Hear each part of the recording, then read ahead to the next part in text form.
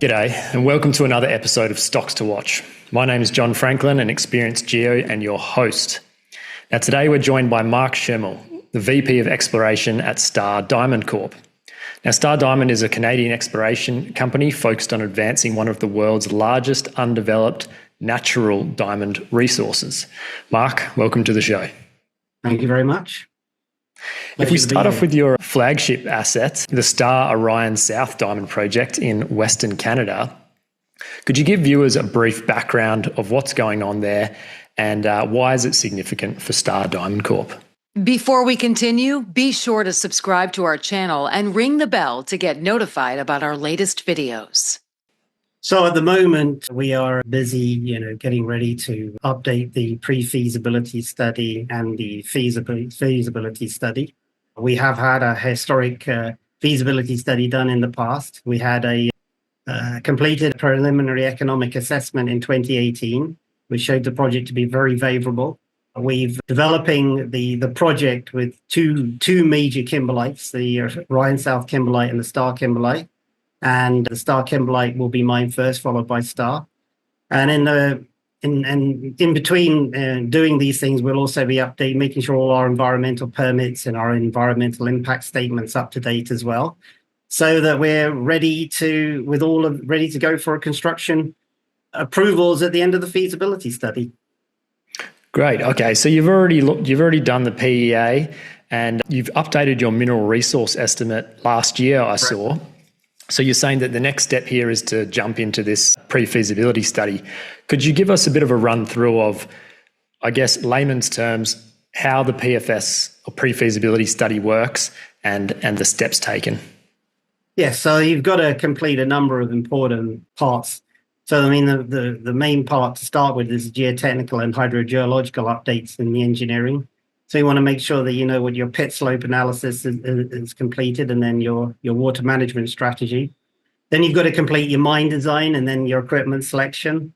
And with that, your civil design, site design, which includes maintenance facilities, office drive, fuel loops, administration buildings, warehousing. And then you also want to include all of your infrastructure design, your roads, communications, power, fuel, waste management. Then also importantly, you've got to make sure that you identify your workforce. And very importantly, especially for a diamond project, the security of your project. And then also you've got to deal with the processing of the material that you're mining and the management of that material, where the tailings are going to go and where the water's going to go. And altogether with that, the environmental permitting and management. And then you put all this together into a cost estimate and a financial analysis and generate a cash flow for the project. It's very important to mention that a massive amount of work has already been done. Having completed various studies in the past, we are simply providing an update. We're not starting from scratch. Absolutely. Like you say, there is an extreme amount of work that goes into these PFSs. So with that knowledge of how much work's going into it, when are you expecting this to be finalised? So we've had detailed conversations with all of the main consultants that we'll be using, and they've given us the timeline of approximately 12 months. If we can do it a little bit quicker, that would be fantastic. But they generally have a lot of experience in doing this. So when they give a timeline, it's based on them completing similar types of projects. So I would say 12 months is a very realistic expectation. Fantastic. What is the purpose of doing a pre-feasibility study for those people who may not be as aware of it? We've gone through how we do it, but what does this provide Star-Diamond as far as taking the next step towards a mine? So pre-feasibility study is a prerequisite to a full feasibility study. It gives you confidence that the project is economically viable enough to commit funds and the time required to complete a full feasibility study. And all of the components of the pre-feasibility study are required to reach a feasibility study. So it's all the work that you need to do in order to show how the project can be mined. You start with the pre-feasibility study and then build from that to the full feasibility study with much more detailed cost estimation. So plus or minus 25% on a cost estimate for a pre-feasibility study, plus or minus 15% for a feasibility study. And generally, once a feasibility study has been costed, that is good enough to go out to start looking to build the project. Absolutely. So yeah, it kind of goes up in confidence from PEA Absolutely. to PFS to FS. Okay, great. So you're obviously kicking those goals and getting this project along. Is there anything else that's required as far as on the side of these feasibility studies to fast track yourselves towards mining? Yes, well, we want to make sure that we keep all of our environmental permitting and approvals ready to go as well, because the environmental impact statement that we had previously federal and provincial approval for requires a few updates, because as everyone knows, regulations change and processes change. However, I mean, a massive amount of the work that was done in the original document will still be able to use, and we're simply providing a renewed environmental impact statement, which our consultants will assist us with putting together. And we want to put that together in conjunction with the feasibility study. Components of the feasibility study will be used to update the environmental impact statement, so we can put all those documents together at the same time, so that we're ready to go with all the approvals that we need. Great.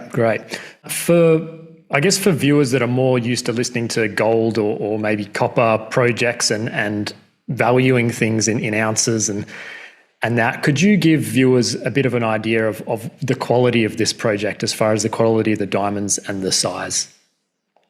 Yes, we are very fortunate that our deposit has an extremely high quality size distribution, very coarse size frequency curve, which means that we expect to get a lot of very large, high-quality diamonds. We already know that we have a very high percentage of Type 2 diamonds, which particularly famous as producing all of the extremely big, high-quality diamonds that we all like to hear about in the industry.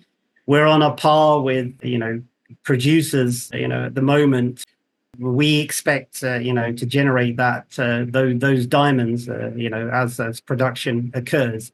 We already have a number of very high quality diamonds that we've picked out of our exploration parcels, some absolutely beautiful stones, and and Type 2s are very high quality. So we know they're going to be there, and as the world's production of these types of diamonds will dwindle over time, this deposit is going to be going to take over and be a world leader in production of these very high quality large diamonds, and that's what we expect will happen.